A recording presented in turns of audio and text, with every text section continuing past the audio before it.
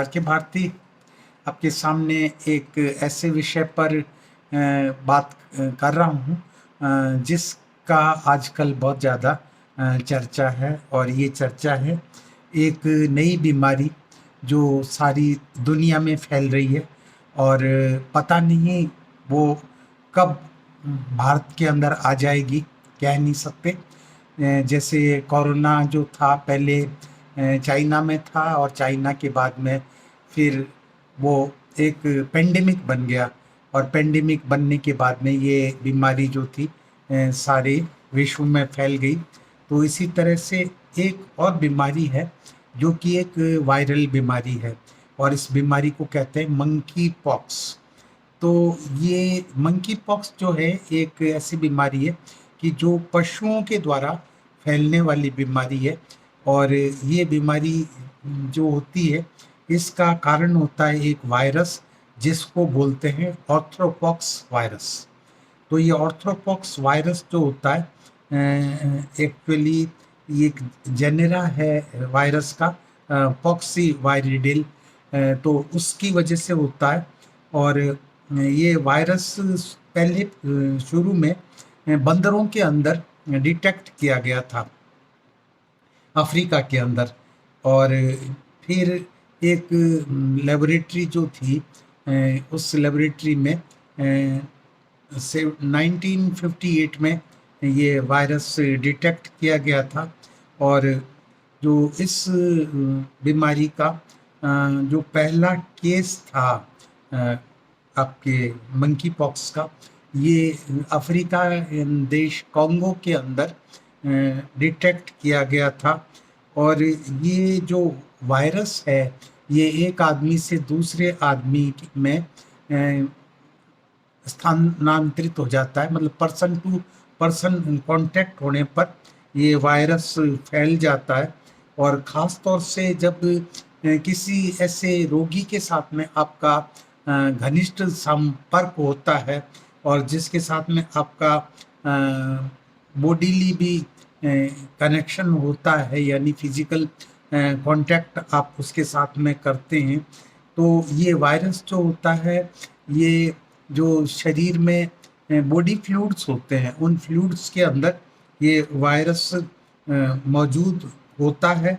और ये वायरस जो होता है ये ड्रॉपलेट इन्फेक्शन के द्वारा भी फैल सकता है। जैसे टीबी की बीमारी लोगों के खांसने से फैलती है हवा में, इस तरह से ये वायरस जो होता है ये स्प्रेड कर सकता है। और इसके सिवाय रोगी का जो संक्रमित सामान होता है उस सामान को अगर कोई दूसरा व्यक्ति प्रयोग करता है तो उसकी वजह से भी ये बीमारी हो सकती है। और जैसे कि उस व्यक्ति के कपड़े आप इस्तेमाल कर रहे हैं, या उसका बिस्तरा इस्तेमाल कर रहे हैं, या उसका रुमाल इस्तेमाल कर रहे हैं, या उसका कोई तौलिया है जिसको आप इस्तेमाल कर रहे हैं। और ख़ास तौर से ये बीमारी सेक्सुअल कांटेक्ट से ज़्यादा फैलती है, और ख़ास तौर से उन लोगों में ये बीमारी ज़्यादा देखी गई। अभी इंग्लैंड में इस बीमारी के काफ़ी नए केसेस देखे गए, और उसकी वजह ये थी कि एक कोई पार्टी हुई थी, उस पार्टी के अंदर जो लोग बाग थे वो होमोसेक्सुअल थे, मतलब समलिंगी संबंध रखने वाले लोग बाग थे, और उनमें कुछ जो लोग थे वो बाइसेक्सुअल थे, यानी वो स्त्रियों के साथ में भी संबंध रखते थे, और वो जो थे लड़कों के साथ में भी यौन संबंध रखते थे। तो उन लोगों में ये बीमारी काफ़ी स्पीड से फैल गई।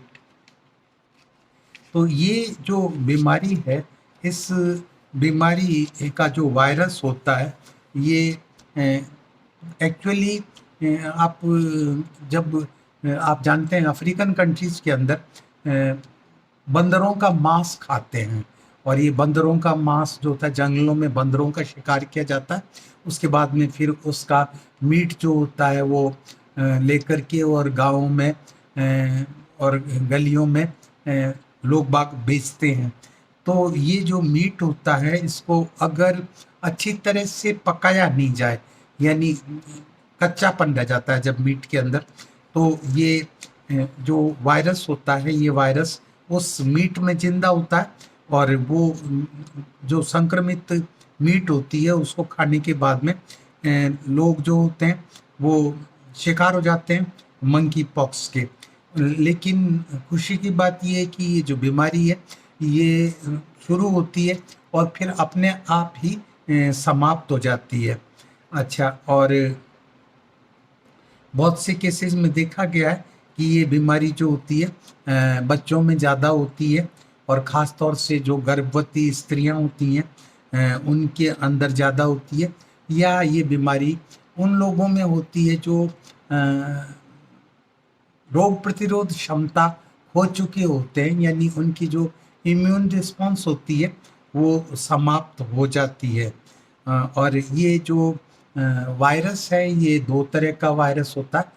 एक तो ये वायरस अफ्रीकन टाइप का होता है और दूसरा जो होता है वो कॉन्गो टाइप का होता है। और अधिकतर जो वायरस होता है ये अफ्रीकन क्लेन का ज़्यादा होता है जिनसे इन्फेक्शन फैलता है। और ये जो कॉन्गो जो इसकी स्पीसीज है वायरस की वो ज़्यादा सीरियस होती है, और ये जो बीमारी है ज़्यादा तेज़ी से फैलती रहती है। और इसी वजह से ये बीमारी जो है सारे यूरोप में आज की तारीख में फैल चुकी है, जिनमें Britain, Spain, Australia, Bulgaria, France, आपका Canada, Italy, Sweden, America, Nigeria, Liberia, Israel, Portugal, इन सब देशों में ये बीमारी अभी फैल चुकी है। अब ये बात अलग है कि अभी जो रोगी हैं उनकी तादाद बहुत बड़ी नहीं है, और इस बीमारी के अधिकतर जो केसेस हैं वो अफ्रीकन जो स्पीसीज है वायरस की उसकी वजह से हैं। अच्छा, इस बीमारी के अगेंस्ट में वैक्सीनेशन अवेलेबल है, और ये वैक्सीन अगर उन लोगों को लगा दिया जाए जो खास तौर से रोगियों के संपर्क में आते हैं, जो उनके क्लोज कांटेक्ट में आते हैं, जैसे कि हेल्थ वर्कर्स होते हैं, डॉक्टर्स होते हैं, नर्सेज होती हैं, टेक्नीशियंस होते हैं, या वार्ड बॉय होता है, तो इन लोगों को अगर ये वैक्सीनेशन दे दिया जाए तो ज़्यादा अच्छा है, जिससे कि वो संक्रमित नहीं होंगे। और इस बीमारी के जो लक्षण होते हैं उनमें सर दर्द होता है, बदन में दर्द होता है, और बुखार आता है। और ये बुखार जो होता है 38 डिग्री सेंटीग्रेड से ज़्यादा होता है। अच्छा, और जब बुखार आता है व्यक्ति संक्रमित हो जाता है तो उसकी जो लसिका ग्रंथियाँ होती हैं, लिम्फ ग्लैंड्स होती हैं, वो सूज जाती हैं, उनमें सूजन आ जाती है, और कमर में दर्द होता है। और क्लिनिकल जो पिक्चर होता है वो ऐसा ही होता है जैसे चेचक पहले हुआ करती थी, स्मॉल पॉक्स, और ये स्मॉल पॉक्स के जैसा ही होता है। और जो व्यक्ति होता है उसके शरीर पर पहले लाल रंग के चकत्ते पड़ते हैं जिसको रैश बोलते हैं। उसके बाद में फिर जो है दाने बन जाते हैं जिनको पेप्यूल बोलते हैं, और फिर पेप्यूल जो होते हैं उनके अंदर सफ़ेद रंग का पानी सा भर जाता है जिसको वेसिकल बोलते हैं। और ये जो होते हैं शरीर पर सारे शरीर पर ही होते हैं। और ये बीमारी जो होती है, जैसा कि मैंने बताया कि जो फिजिकल कांटेक्ट जहाँ होता है एक दूसरे के साथ में, शारीरिक नज़दीकियाँ होती हैं, उससे ये बीमारी होती है। और ख़ास तौर से उस एरिया में जाकर के आपको ये बीमारी होने के चांसेस ज़्यादा बढ़ जाते हैं जहाँ पे ये बीमारी फैली हुई होती है।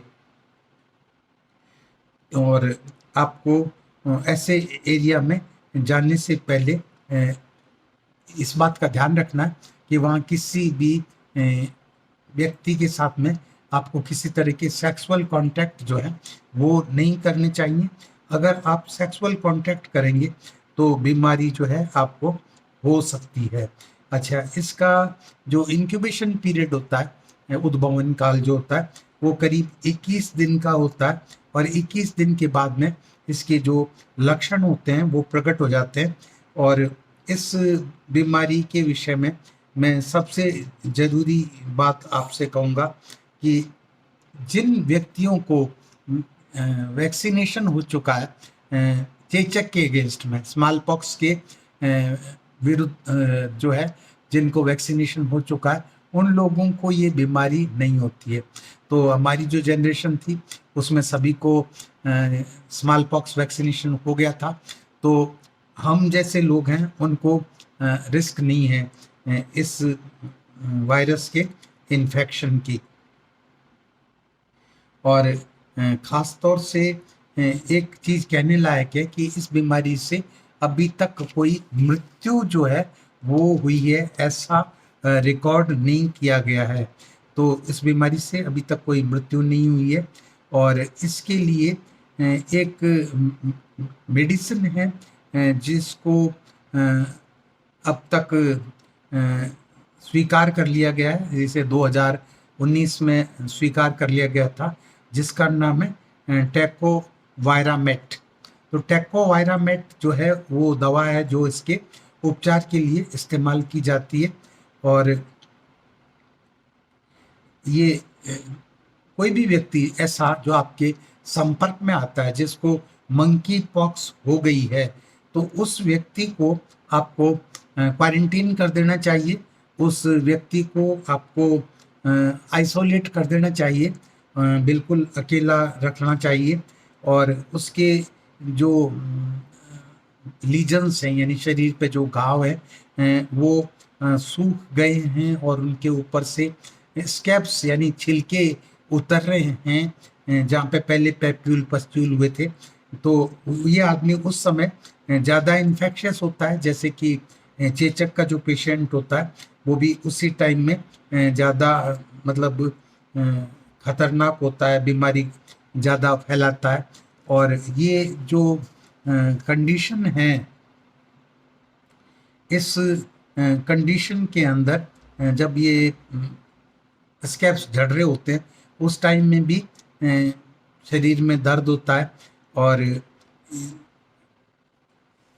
रोगी कंफर्ट महसूस नहीं करता।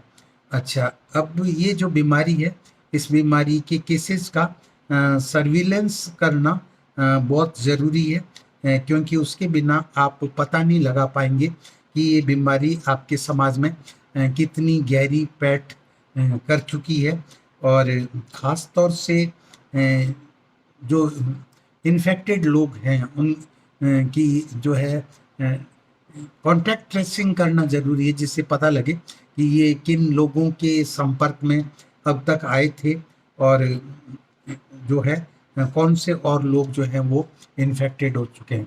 ऐसे पेशेंट के साथ में अगर आप काम करते हैं तो आपको पीपीई किट का इस्तेमाल करना चाहिए, आपको मास्क का प्रयोग करना चाहिए, आपको ग्लव्स का प्रयोग करना चाहिए, आपको जो है अपना खुद का बचाव करना बहुत ज़रूरी है।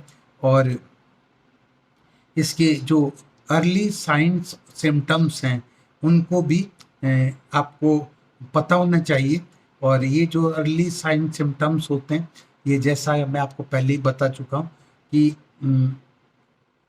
रेस्पिरेटरी प्रॉब्लम्स भी हो सकती हैं, इसके अंदर जो है सांस लेने में दिक्कत हो सकती है। और इस तरह के जो केसेस होते हैं मंकी पॉक्स के, इनकी रिपोर्टिंग करना बहुत ज़रूरी है। और ख़ास तौर से ये एक समझ लीजिए नोटिफाइबल डिजीज़ है जिसको आपको डिक्लेयर करना पड़ेगा एज ए हेल्थ वर्कर कि जो है आपके संज्ञान में इस तरह का कोई केस आया है जिसको कि मंकी पॉक्स हो रहा है। और जब किसी भी ऐसे रोगी के संपर्क में आप आते हैं तो उससे अपने आप को बचाने के लिए आँखों के ऊपर गोगल्स लगाना या आई शील्ड का इस्तेमाल करना, पीपीई किट यूज़ करना और मास्क का यूज करना, ये आपको प्रोटेक्ट करेगा। और मास्क अगर N95 है तो वो सबसे अच्छा है।